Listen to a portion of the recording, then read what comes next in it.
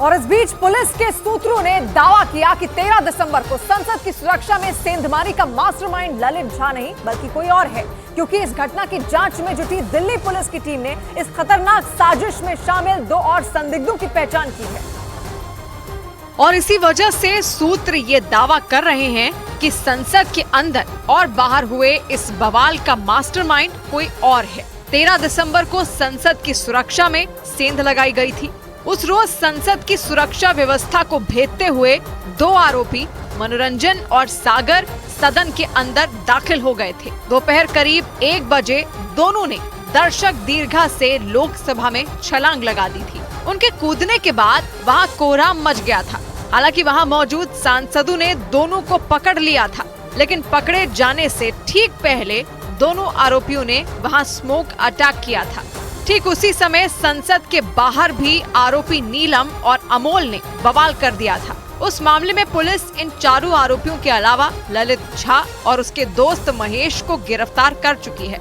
लेकिन जांच के दौरान पुलिस ने इस साजिश में शामिल 2 और आरोपियों की पहचान की है और इसी वजह से ये दावा किया जा रहा है कि इस घटना का मास्टरमाइंड ललित झा नहीं बल्कि कोई और है। और उसी के इशारे पर 13 दिसंबर को संसद की सुरक्षा में सेंध लगाई गई थी। दिल्ली पुलिस ने जिन 2 लोगों की पहचान की है उनमें एक का नाम साई कृष्ण है और वो कर्नाटक के बागलकोट का रहने वाला है। और आरोप है कि वो भी संसद की सुरक्षा में सेंध लगाने की साजिश में बराबर का भागीदार है। पुलिस सूत्रों के मुताबिक आरोपी साई कृष्ण एक सॉफ्टवेयर इंजीनियर है और वो संसद में घुसने के आरोप में गिरफ्तार किए गए मनोरंजन का दोस्त है। आरोपी मनोरंजन कर्नाटक के मैसूरू का रहने वाला है और वो सेंधमारी की इस साजिश में शामिल सागर के साथ संसद में दाखिल हुआ था और वहाँ कलर स्प्रे करके उसने दहशत फैला दी थी। पुलिस सूत्रों का दावा है कि आरोपी मनोरंजन ने पूछताछ के दौरान अपने दोस्त साई कृष्ण के बारे में जानकारी दी और ये दावा किया कि संसद में घुसपैठ की साजिश रचने में वो भी शामिल था। इस जानकारी के सामने आने के बाद पुलिस ने कर्नाटक के बागलकोट से साई कृष्ण को गिरफ्तार कर लिया। जांच में ये बात भी सामने आई कि आरोपी साई कृष्ण के पिता कर्नाटक पुलिस में काम करते थे। और इसी तरह दिल्ली पुलिस की एक टीम ने उत्तर प्रदेश के जालौन के रहने वाले एक शख्स को हिरासत में ले लिया।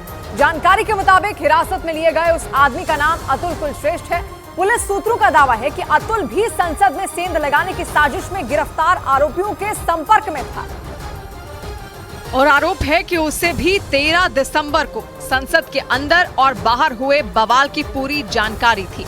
मतलब अतुल कुलश्रेष्ठ नाम के इस आदमी को भी इस बात की जानकारी थी कि आतंकी हमले की बरसी के दिन ही एक बार फिर संसद की सुरक्षा में सेंध लगाने की तैयारी की गई है।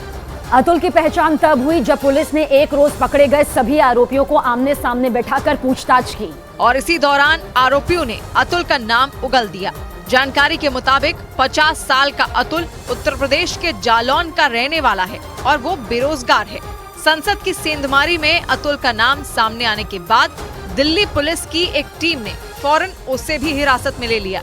सूत्रों का दावा है कि आरोपी अतुल भी फेसबुक पेज पर भगत सिंह फैन क्लब से जुड़ा था और लगातार व्हाट्सएप से ललित और उसके साथ पकड़े गए आरोपियों के संपर्क में था और इसी वजह से दिल्ली पुलिस उससे पूछताछ में जुटी है। सूत्रों का दावा है कि इस साजिश की तह तक जाने के लिए दिल्ली पुलिस पकड़े गए आरोपियों के क्लोन सिम कार्ड जारी करवाने की तैयारी में है, ताकि संसद की सुरक्षा में सेंध लगाने का असली मकसद पता किया जा सके।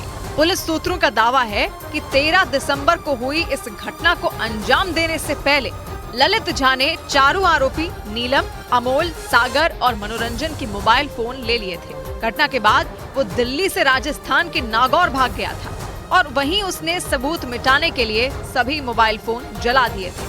हालांकि बाद में पुलिस ने उसकी निशानदेही पर नागौर से जले हुए मोबाइल फोन के टुकड़े बरामद कर लिए थे। लेकिन सूत्रों का दावा है कि पुलिस ने पकड़े गए आरोपियों के क्लोन सिम जारी करवाने की इजाजत मांगी, ताकि उन सिम कार्ड से ये पता लगाया जा सके कि आरोपी किन किन लोगों के संपर्क में थे और इस साजिश में और कितने लोग शामिल हैं।